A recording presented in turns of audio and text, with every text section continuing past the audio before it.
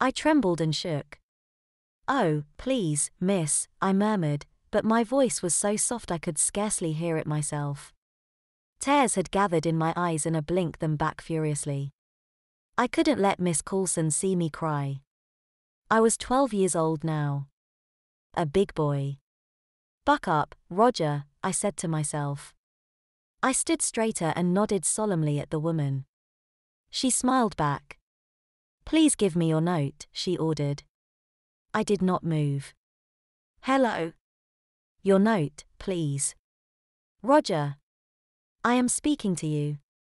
It took all my strength to comprehend her instruction and move forward. Her sweet scent was overpowering as I grew near to her.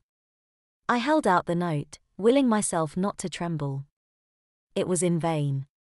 As she took the piece of paper from me, her hand squeezed mine gently but firmly. "Be brave, lad. It will be over soon," she whispered. I flushed and looked away in shame. "Ready for your caning, Roger?" she asked boldly. "Oh, miss," I groaned, tears rushing to my eyes. "Please have mercy. I told you, Roger, you were going to be caned today. I am a woman of my word. Now, which cane shall it be?" I blinked and stared at the woman through my tears. She had turned away from me and was unlatching the cane case. I couldn't help but notice her slender figure and rounded bum as she leaned forward and stretched upward. She slid the glass panel up and studied the canes. To my horror, she took down the senior cane. She bent it experimentally in her hands. "Ah, a nice stout cane this one. Been here for generations. I tasted it myself when I was a schoolgirl." My jaw dropped open, imaging Miss Caulsan bending over for a caning. And with the senior cane no less. The woman winked at me. "But this one's too severe for a first caning, I think. Perhaps in a few years, when you grow into a young man, you'll be ready for a man's caning." I nearly wept with relief as she replaced the senior and took down the tiny junior cane, bending and swishing it through the air. "Not bad," she murmured thoughtfully. "Stings, I'm sure." She winked at me again, as though her thoughts and my thoughts coincided. "But you're much too big a boy for a whipping with this one. This one's for little girls." "No, I think the medium cane will do perfectly." Dread overcame me as she put the junior back and took down the middle one, fully as long as the senior cane, but much thinner and lighter. It would sting and leave marks, but the marks would fade in a few days. Stripes from the senior cane lasted for weeks. The tension of this game the woman was playing, winking at me and drawing out my punishment inexorably, got to me suddenly. With resolve that astonished me, I boldly stepped forward to the desk and bent over it. "How many, I asked bravely. The assistant headmistress seemed delighted by my courage, walking quickly around the desk to stare at me from behind. I flushed and bravely held position. "The standard punishment for a first offense is 3 strokes, she said mildly, "but you are a very naughty boy, are you not? Don't you think I should whip this bum much longer?" Her hand patted my rear as she spoke and I shuddered. "Please, miss." "Yes, at least 4, I think. Perhaps more, depending on how well you take them. You will be a good boy for me, won't you? Staying in position and not crying out and making a terrible fuss." I moaned and shook my head. The desk was hard and my awkward position felt dreadfully exposed. "And not too hard, miss, please," I begged. "I've never had the cane before."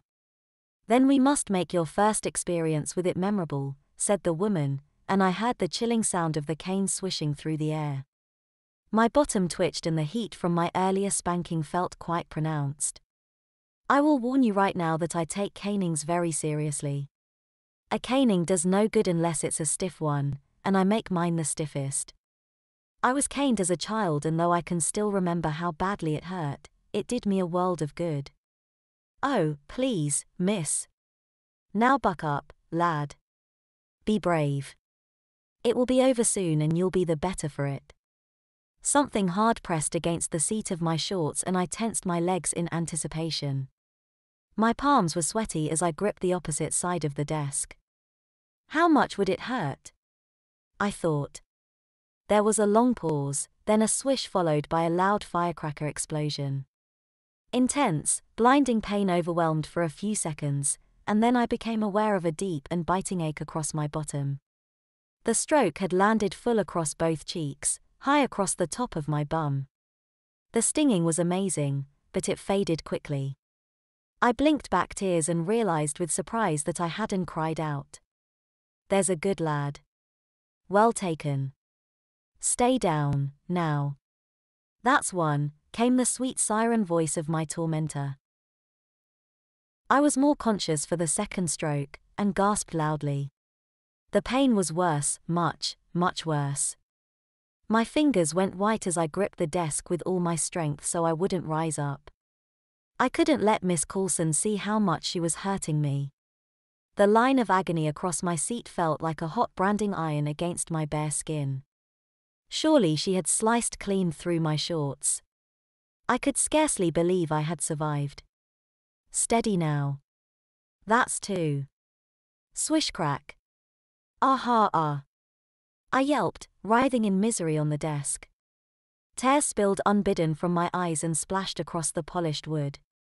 My fingers hurt from their impossibly tight grip, but that was nothing compared to the pain behind me. It rose and flooded through me, searing and burning. That stroke had been low, near my thighs, and I thought I would die. The pain was so bad. My entire arse was on fire, all three stripes sending painful messages of alarm to my brain. I choked back sobs and moaned, stamping my right foot in a desperate measure to diminish the pain.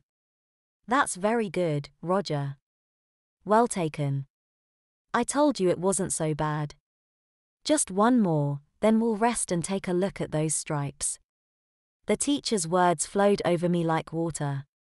I couldn't understand a word she said, but only sensed her tone. She found this an amusement. It was a hard thing perhaps, but nothing more than that. It will be over soon, she kept saying, as though that made everything all right.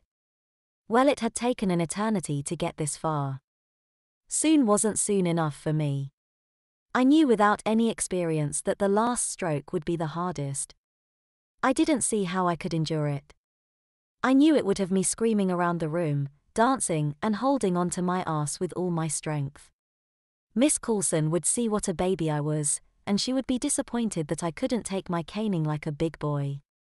It hurt me to realize this, but there was nothing I could do about it. She was about to whip my arse a fourth time and it was going to be the worst pain of my life. I would just have to fight it the best I could. There was the soft swish and the cane struck me hard across my lower bottom, slightly below the previous stroke. Sharp, indescribable agony flooded over me, and for a few seconds I thought I was dead. Then the pain eased, slightly, and I could breathe again.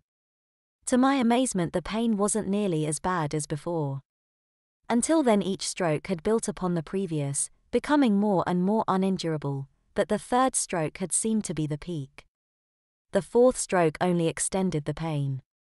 It was agonizing. I could not stop weeping, but it was endurable. I had not screamed and jumped about the room uncontrollably. I had taken my caning like a man. Very well done, said the soothing voice of the woman, and I felt her kneel next to me. I know how hard that was for you. The first caning is always the worst.